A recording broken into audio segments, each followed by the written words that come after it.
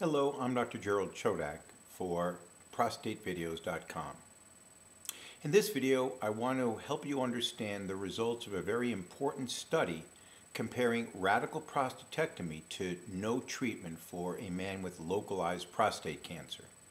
Up until now, the only other study done was in Scandinavia. This study included the following patients. They had to have an age less than 75. They had to have a T1 or T2 cancer, meaning it was localized and not spreading outside the prostate. Their PSA level had to be less than 50 nanograms per ml. And they had to be diagnosed within the past 12 months. Lastly, they had to be a candidate for radical prostatectomy, meaning that they were healthy enough with a life expectancy of at least 10 years. So the study has been going on, and 12-year results have been reported. And this is important because obviously prostate cancer tends to grow slowly. And although the results are available at 12 years, the study will continue to gather information for a longer period of time. So here's what we know so far. The mortality from any cause was 2.9% lower in those men having surgery. However, this was not a significant difference, meaning that it could just as easily have occurred because of chance rather than because of the treatment. In the men that have low-risk prostate cancer, meaning that they had a PSA less than 10, their clinical exam showed no cancer, and their Gleason score was 6, there was absolutely no difference in overall or cancer mortality at the end of the 12-year period.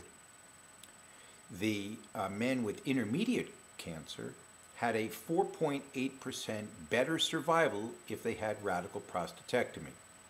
This was not quite significant, but it was tending toward being significant, and it would mean that about 18 men would have to get surgery to prevent one of dying of cancer in 12 years. Lastly, the high-risk group, those men that have a PSA greater than 20 or a Gleason score of 8 or higher, those men had an 8% lower chance of dying if they had surgery compared to conservative therapy. So those results are what we have so far. Now, the question is, are there some groups of men that are more likely to benefit? The authors also looked at the impact of PSA, and so the results are as follows. For men that had a PSA less than 10, there was no difference in survival in 12 years, regardless of whether they had surgery or did not. For those men whose PSA was greater than 10, however, there was a 7.2% lower mortality if they had radical prostatectomy, and that was almost a significant difference. So what do these results really mean? Well, they provide us with important information and give men a better understanding of what they might expect if they had a certain type of cancer and they chose an aggressive approach. This is important because if you have a low-risk cancer or a PSA under a 10, your odds of benefiting from treatment in 12 years are very, very small, if any at all. And many people may not explain this to patients that are considering their various options. For men that have a high-grade cancer, high PSA, it would appear that there is a tendency to have a benefit from the treatment. However, it does take 12 years to see that benefit. The study does not provide information about quality of life, and clearly quality of life is an important thing to know about.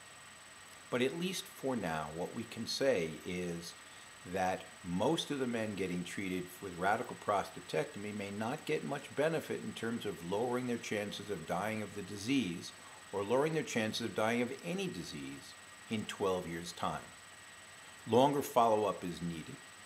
And this study didn't look at active surveillance as an alternative, meaning maybe some of the men who did poorly with conservative therapy might have been able to undergo treatment in a delayed fashion and thereby avoid their ultimate death from the disease. We'll have to wait for another study to show us the results there. Hopefully you'll find this information helpful, and it will be a useful tool to talk to your doctor who talks to you about surgery. You can provide these results and discuss them and have a better chance to understand them and decide which treatment makes sense to you. I hope you find this helpful.